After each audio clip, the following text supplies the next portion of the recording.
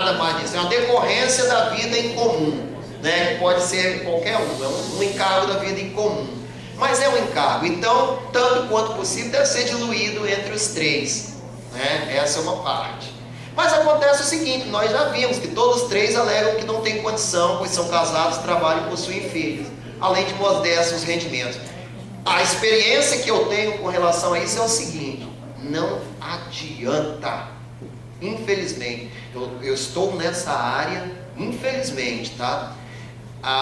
Somando idas e vindas, uns 15 anos, e os casos que chegam até o Ministério Público, quando o filho, ninguém impõe afeto por decreto e carinho por decreto, não adianta. Se ele chega a essa condição, vocês já ouviram falar de algum filho que está abandonado no hospital e que precisa dos pais ir lá buscar? Por que com relação, lá não estava falando de princípio da reciprocidade familiar? Não, mas são raros, existem, né? E por que com relação ao contrário isso ocorre? O fardo é pesado, mas o fardo é pesado, mas é inerente à nossa vida humana, é inerente à nossa condição humana, né? E aí eu pego, então nós vimos lá no início que a responsabilidade são de três entes: a família, a sociedade e o Estado. E aí os três são negligentes. A família, por quê? Porque eu estava colocando agora, a criança não fica abandonada no hospital, você vai lá e retira essa criança, geralmente. E por que com relação ao idoso ele fala assim: ah não, eu tenho minha família, fica você, ah não, fica você, ah não, fica você, ah não, fica você, e ah não, fica ninguém, né? E geralmente, usualmente, está cada vez mais comum, lamentavelmente, né? Está cada vez mais comum que o Estado tem que acabar se virando com uma situação de imprevidência, né? Sim, mas não deveria ser, não deve ser. Mas aí eu vou dizer: mas doutor, isso é responsabilidade da família. Sim, numa situação dessa, se a família negligencia, você não tem mecanismos legais para impor que a família receba esse idoso, só um pouquinho, porque você não tem como acompanhar. Quando se trata de uma criança que está abandonada pelos pais, o que o Estado faz? Ele não retira essa criança, o poder familiar. E por que ele não retira o poder familiar com relação ao idoso? Por que o Estado não retira? Por quê? Porque, meu Deus do céu, porque senão vira um caos. Sim, então vira um caos, gente. Então vamos ter políticas públicas.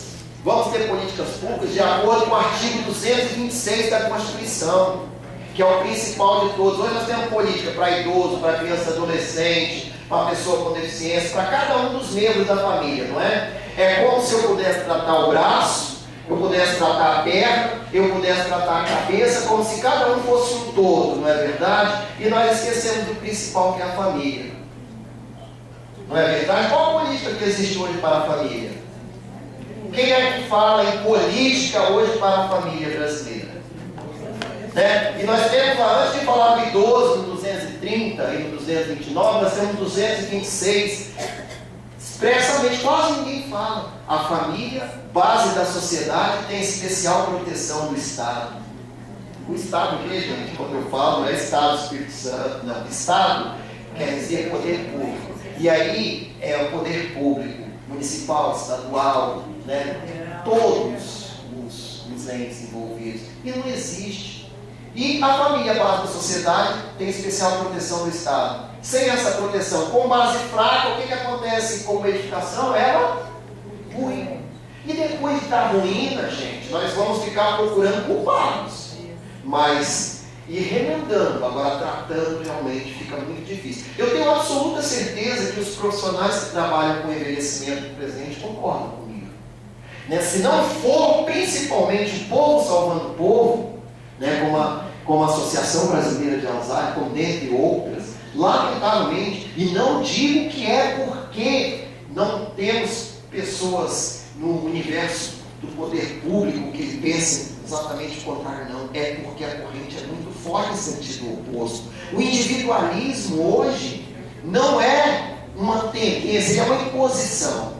Então então eu disse que com relação ao Estado também, já disse com relação à família, com relação ao Estado. Porque com relação ao Estado, ele ainda tem políticas públicas. Ele tem políticas públicas, por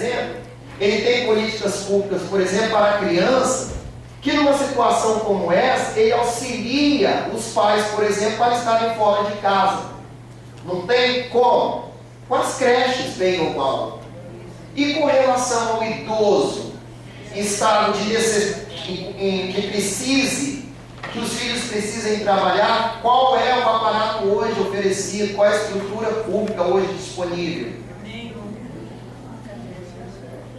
Ela não existe, então você vive um hiato. Ou ele está em casa, muitas vezes, sem um cuidado devido, ou ele está numa instituição de longa permanência, que inclusive não é um local adequado, porque instituição de longa permanência é para morador, e não para paciente, mas está cada vez mais se transformando num local onde as pessoas vivem mais, mas estão em situações de extrema vulnerabilidade, e os filhos muitas vezes não encontram condições, meios, inclusive por falta do apoio da intervenção dos três órgãos juntos, família, sociedade e Estado, aí acabam indo para algum local, porque precisam estar em algum local. Esses são os idosos que muitas vezes nós chamamos de idosos invisíveis. Então, gente, é isso. E a sociedade, porque ela aceita isso. Se faltar creche, todo mundo reclama. No dia a dia, todo dia você vê no jornal, mais não sei quantas creches vão ser criadas, né? E tem manifestação, e tem que ter. Mas acontece o seguinte, com relação, por exemplo, ao centro de cuidados diurno, que é um local destinado para o idoso que precisa de assistência diária, né? Não existe nenhum, não existe, e diuturnamente nós trabalhamos para a implementação desse centro de cuidado diurno, que está previsto na lei desde 1994.